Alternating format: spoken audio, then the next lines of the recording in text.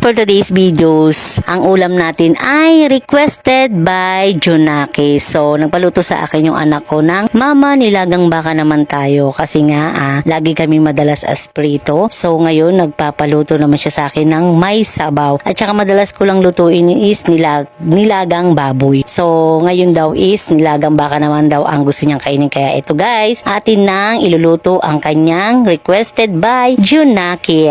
At ayan na nga guys, hindi ko naman kailangan ng malalaking hiwa, so maliliit lang is okay na. Kasi pag malalaking hiwa, matagal din siyang lumambot. So ang ginagawa kong pagkaluto is nilalagay ko sa kaldero na onti lang din yung sabaw. Tapos ang hiwa ng baka is maliliit lang para hindi naman masyadong mahirap siyang palambutin. Ganun lang ako magpalambot guys ng uulamin namin, bawa baboy, ganyan. Ganun lang din ako magluto sa umpisa, as in lalagyan ko lang ng konting tubig, tapos yan kulo, pababayaan ko lang. Tapos pagka alam ko nang medyo malambot-lambot na siya ng konti, so lalagyan ko na siya ngayon ng pagkarami-raming sabaw. Kasi nga 'di ba, nakita niyo naman, yung sabaw pag ako nagluluto is marami, puno yan. So guys, pag nagkain na yung mga anak ko, kanya-kanya nang kuha ng mangkok at kanya-kanya ng pwesto, kanya-kanya kuha ng sabaw. So wala na talaga natitira kasi yung mga anak ko is okay lang sa kanila na yung ulam is konti lang, basta yung sabaw is lasang-lasa nila. Tapos masabaw sila guys. So kasi inihigop nga nila yun, basta talagang mas nasasarapan sila pag may sabaw yung aming ulam. So guys, ayan nga ang requested ng aking anak. At ayan na nga guys, isasalang na natin siya sa kalan. So guys, naubusan nga kami ng gasol, yung malaking tangke. So guys, kaya naman ako nagdadalawang isip na magluto niyan yung ulam nga na yan, kasi nga 'di ba is matagal yan palambutin. So ang gagamitin ko lang kalan is yung super kalan, yung ginagamit namin sa pagpepenoy ng aking jusawa. So doon ako magluluto ng aming uulamin.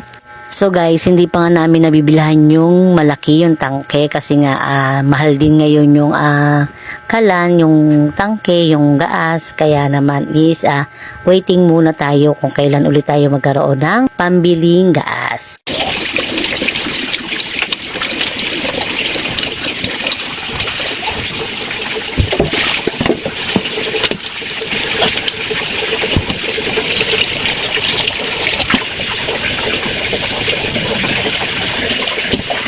At ayan nga guys, nilalagyan ko na siya ng tubig. So ganyan lang ako kakonti maglagay muna ng tubig habang palalambutin muna natin yung ating uulamin. So guys, at lagyan na rin natin ng sibuyas. So guys, ayan nga, dyan nga ay nagmamadali na ako kasi nga alam niyo naman, pag ako nagigising ng tanghali na is madali ang luto na naman ang ating gagawin for today's videos.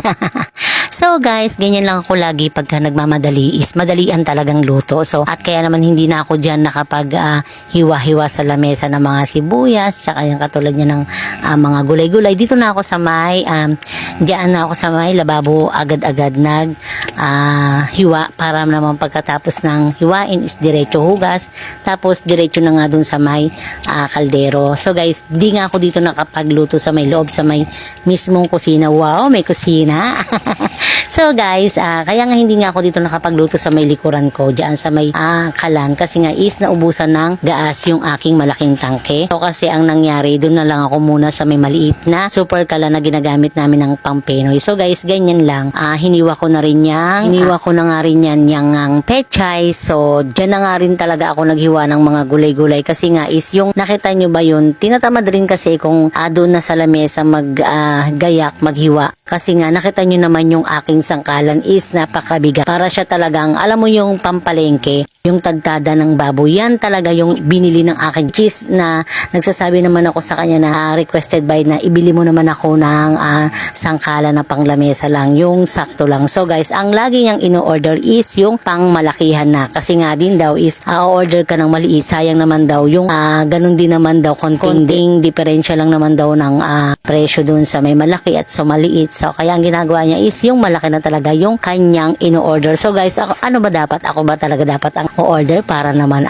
masakto lang. Kasi nga ganito nga ang nangyayari. Pagka talaga ako nagmamadali, minsan hindi na nga ako gumagamit ng sangkalan. Sa kamay ko na lang, tansyado ko naman kasi kung may hiwa ko o hindi. So minsan may hiwa, minsan naman hindi. So guys, ganun, hindi na lang ako minsan nagdadala ng sangkalan sa may lamesa. Yung sibuyas, isa kamay ko na lang yan ay hinihiwa. Tapos minsan naman yung may mga kamakamatis, ganun.